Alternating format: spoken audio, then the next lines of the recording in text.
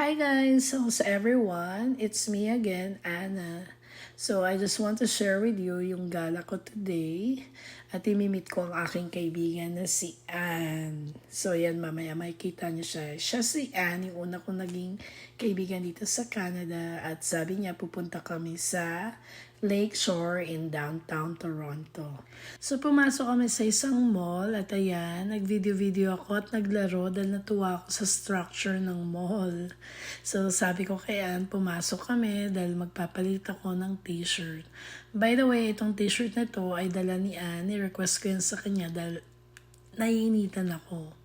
So after namin lumabas ng mall, nakita namin itong mga buildings. So every time na nasa labas ako, I feel that I am seeing Makati vibes or Greenbelt vibes because of the structure of the building.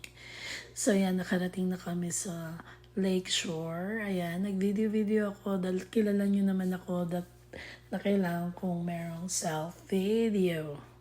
Actually, si Anne ay hindi mahilig mag-video at mag-picture dahil nakarating na daw siya rito at pagbibigyan niya daw ako. So, ayan ang view. Nakita niyo naman napakaganda talaga dito. At bagay na bagay dito pumunta ang magjojowa at pang pamilya din dahil napakaraming upuan at table na pwedeng pagstayan. Nakita niyo yan? Oh. Diba? Nag-video na ako ng paikot para makita nyo. So yan, sinabi ko kay Ann, videohan ako na kunyari hindi ko alam. Wag na tayo mag-pretend. Gusto natin ng mga ganyang mode. So yan, video-video, ikot-ikot para lang ma-feel ang lugar. So yan, ang kabuuan. Actually, mahaba yan na lalakarin para makita nyo ang kabuuan ng lugar. So, napaka-refreshing. Isa talaga sa paborito ko dito sa Canada ay yung mga ganitong view. Napakaganda. Look at this place. So refreshing and very beautiful. So, meron siyang mga cruise ship, bangka, na talaga namang sulit ang inyong pagpunta. Actually, itong lugar na to ay free lang, no entrance. At kung kayo ay nasa Ontario, ay pwede nyo itong bisitahin para makatipid kayo. So, ayan ang mga cruise ship at marami rin kaming Pilipinong nakita dito na nakatambay lang. So, ayan, di ba? Napaka-refreshing at napakaganda.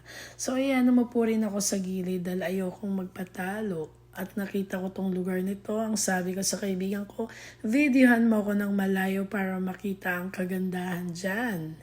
So, ayan. Para sa nakakaalam ako ay talagang makulitin, di ba? So, ayan. Nag-arty-arty lang ako dyan at talagang nag-feeling turista. So, after niyan, syempre, hindi pwedeng ako lang ang mag-enjoy. Inaya ko ang aking kaibigan ng kalokohan at yan, sinunod niya ang aking gusto. So, ang sabi ko rin sa kanya ay mag-video kami na kunyari hindi namin alam. So, nilagay lang namin ang camera at nag-emote-emote.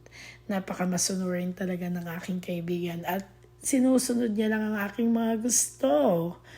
At syempre, kailangan meron din akong solo video na nag-emote.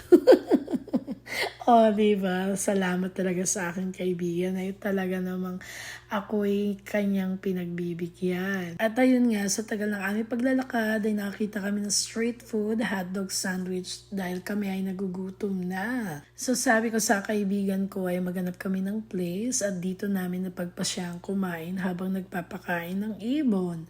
O diba, napakasaya nga naman at talagang gusto-gusto namin yung place na yan.